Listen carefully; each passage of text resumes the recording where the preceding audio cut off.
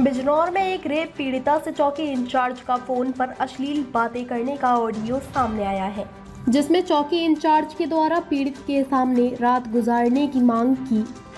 वहीं पीड़ित ने एसपी से दरोगा की शिकायत की तथा साथ ही एसपी को ऑडियो भी सौंपे। वहीं पुलिस अधीक्षक ने ऑडियो की जांच कर उसमें अश्लील बातें सामने आने पर चौकी इंचार्ज को तत्काल निलंबित कर दिया। दरअसल पूरा मामला बिजनौर के झालू की रहने वाली महिला का है, जहां पीड़ित महिला ने 12 सितंबर को आरोपी शोएब के खिलाफ मंसूरी में एक होटल में दुष्कर्म करने सहित कई धाराओं का केस दर्ज कराया था। वहीं कैसे की जाँच हल्दौर थाने के झालू चौकी के इंचार्ज धर्मेंद्र गौतम कर रहे थे। पीड़ित महिला ने बुधवार को एसपी कार्यालय पर पहुंचकर एसपी नीरज कुमार जादौन से जनसुनवाई के दौरान मिलकर चौकी इंचार्ज पर गंभीर आरोप लगाते हुए एक प्रार्थना पत्र दिया।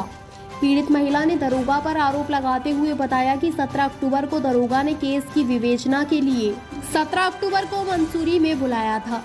इसके बाद दिलेराम चौराहा देहरादून पर मिलने के लिए बुलाया। पीड़ित ने बताया कि मैं अपनी दोस्त के साथ उस जगह पहुंची। वहां चौकी इंचार्ज धर्मेंद्र सिंह एक महिला कांस्टेबल एवं एक कांस्टेबल के साथ था। उसके बाद मुझे और मेरे मित्र को कार में बैठा लिया और यह लोग हमें मंसूरी ले गए तथा उस होटल के कमरे में पूछताछ की जिसमें मेरा रेप हुआ था। उस कमरे का रिकॉर्ड भी लिया। रिकॉर्ड लेने के बाद दरोगा ने मुझसे कहा कि रात में तुम मेरे साथ कमरे में रुक जाओ तथा महिला कांस्टेबल के साथ तुम्हारी मित्र रुक जाएगी। आपका नाम? निदा। क्या मामला है आपका? क्या दिक्कत वो हुई आपको? आपका क्या नाम है? निदा। आप कहाँ की रहने वाली हैं? मैं झालू मोहल्ला मौलवियान। आपका क्या मामला हुआ? सर मैंने केस किया था अपने हस्बैंड के खिलाफ। उसने मुझसे शादी की थी सुहेब ने, और उसके घर वालों के खिलाफ उन्होंने दहेज मांग की है और लड़का जब से गायब है। तो जब मैंने केस किया, ये हल्दौर थाने में केस हुआ है, दर्ज हो गया है। और उसके बाद अभी उसकी विवेचना चल रही थी, जिसकी विवेचना कर रहे हैं ये धर्मेंद्र कुमार गौतम एसआई झालू चौकी इंचार्ज जो हैं, वो उसकी विवेचना कर रहे हैं। तो उन्होंने मुझे 16 तारीख को रात को कॉल करके बोला कि तुम सुबह मसूरी चलना है इन्वेस्टिगेशन के लिए, उसमें तुम्हें साथ जाना पड़ेगा। तुम सुबह वहाँ पहुँचो और हम तुम्हें वहाँ देहरादून मिल जाएंगे। उसने बोला तो मैं वहाँ गई।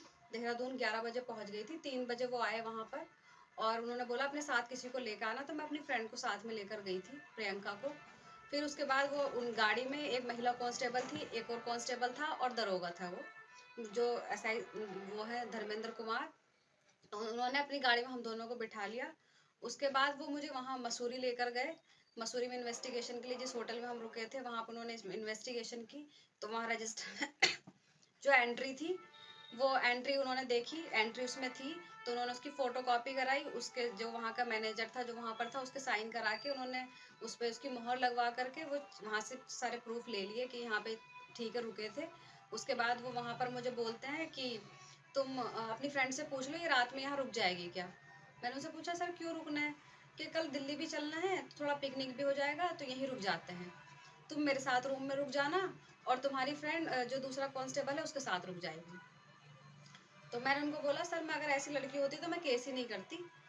जब उन्होंने ये चीज़ सुनी तो कहने लगे फिर कल दिल्ली भी चलना है ना, तो आज तो रुकना ही पड़ेगा इधर कहीं, तो फिर किसी फ्रेंड का इंतज़ाम करा के दो, किसी को बुला के दो। तो मैंने उनसे वहाँ मना कर दिया। उसके बाद वो वहाँ मसूरी से देहरादून आए। देहरादून में दिलाराम चौक पे मेरी फ्रेंड उतर गई, उसका घर वहीं था, वहीं रह रही थी वो। उसके बाद वो घंटा घर रुके चाय पीने के लिए। तो जो महिला कांस्टेबल थी और जो एक और कांस्टेबल थे सुजीत तोमर करके, हम चाय पीने के लिए घंटा घर में जो टी पॉइंट है वहाँ पर बैठे। और जो दरोगा थे उन्होंने गाड़ी में बैठ के ड्रिंक की। वो बॉटल लेके आए हुए थे अपनी। वो ड्रिंक करने के बाद वो वापस गाड़ी से उतरे। फिर वापस मुझे हाथ मेरे बार बार कंधे पे हाथ रख रहे थे, बार बार टच कर रहे थे, एक साइड में लेके गए। तो बोलने लगे मेरे हाथ में केस है और जो मेन धारा है 376 और 313 ये तो मैं हटाई दूंगा। या तो तुम ऐसा करो, या तो अपनी किसी फ्रेंड को लेकर आओ, और या फिर दिल्ली में तो तुम्हें इंतजाम करना ही पड़ेगा, और या फिर तुम्हें मेरे अगर फ्रेंड नहीं लाओगी तो जब मैं तुम्हें बुलाऊंगा जब तुम्हें मेरे पास आना पड़ेगा। सर क्यों आना पड़ेगा, कि इतना तो हम तुम्हें करना ही पड़ेगा, हम तुम्हारी इतनी वो कर रहे हैं, इतने ध्यान तुम्हारा रखना है, तुम्हें भी तो हमारा ध्यान रखना पड़ेगा। और बाकी धाराएं वाराएं तो फिर वो सब मेरे ही हाथ में है, बाकी कुछ होगा नहीं। उसके बाद मैंने उनसे ये कह के मना कर दिया कि मेरी तबीयत ठीक नहीं है। तो मैं उनके साथ वापस यहाँ नहीं आई। यहाँ लाने के लिए साथ में बोल रहे थे कि साथ ही चलो, घर पे, क्योंकि कल फिर दिल्ली जाना है। तो मैंने उनसे ये बोला कि मेरी तबीयत ठीक नहीं हो रही, मैं अपने चाचा के घर रुकूंगी, तो मैं कल आऊँगी, कल या परसों आऊँगी। उनको ये बोला, मैं अपने चाचा के घर गई। जैसे ही चाचा के घर गई, उनकी व्हाट्सएप पे कॉल आई मेरे पास कि तुम पहुँच गई और तुम्हारे पास में कौन-कौन है? तो मैंने बोला मेरी चाचा की बेटी है और मेरी चाची खाना बना रही है। अच्छा, रिकॉर्डिंग तो नहीं कर रही हो? मैंने बोला सर इस पे व्हाट्सएप पे रिकॉर्डिंग कैसे होगी? मेरे चाचा पास में थे, तो मैंने अपने चाचा को बोला चाचा इस पे रिकॉर्ड कर लो ये कॉल अपने फ़ोन से। तो उन्होंने वीडियो बनाई है, उस कॉल पे रिकॉर्ड की है। तो उसमें भी वो वही चीज़ बोल रहे हैं कि झालू में अपनी कोई फ्रेंड लेके आओ अपने साथ। तो मैंने उनको बोला सर मेरी झालू में कोई फ्रेंड नहीं है, मेरी सारी फ्रेंड्स की शादी हो गई है और सब अपनी-अपनी ससुराल में हैं। ताज़ा खबरों से जुड़े रहने के लिए हमारे चैनल को सब्सक्राइब करें और बेल आइकन को दबाना ना भूलें ताकि हर खबर की नोटिफिकेशन आपको मिलती रहे।